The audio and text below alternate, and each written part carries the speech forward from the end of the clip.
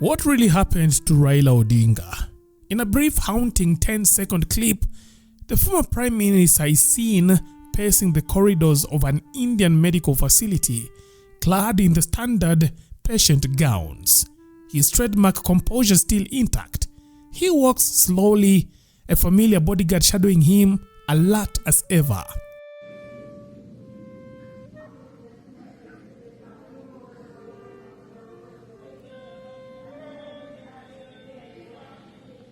Moments later, reports say he collapsed during the same routine walk and never got up again. So we are very sorry to inform that he is no more with us, and our very sincere condolence and prayers for his family and for the Kenyan people. The doctor who was with him in his final moments described a man who had fought long and hard against his failing body.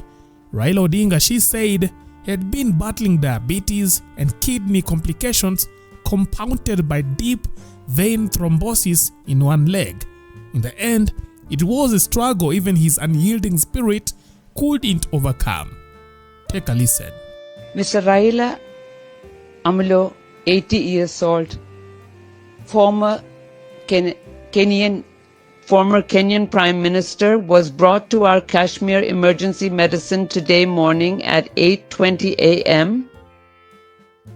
with a history of sudden collapse during his morning walk at Sritajayam, which is an Ayurvedic hospital close to our place. Then itself they had started CPR.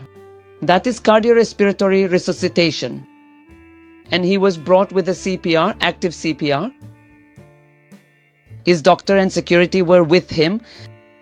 And we continued CPR and did emergency intubation, that is putting a tube in the respiratory system trachea, and continued CPR along with other resuscitative measures. Initially there was no pulse or BP recordable, even palpation-wise. So after doing intubation with continued CPR, we shifted the patient to our ICU with all the staff and the facilities. In ICU, after some time, we could get some rhythm. On the monitor, it showed ST elevation in the ECG leads, in the angiolids. Plus, we could see regional wall motion abnormalities, that is reduced movement of one artery territory, that is LLA territory. There was hypokinesia. This means there is less movement in that area. So after stabilizing him with some IV fluid and all, we just give him an injection that is injection ready, place for dissolving the clot if it is there in the coronary arteries.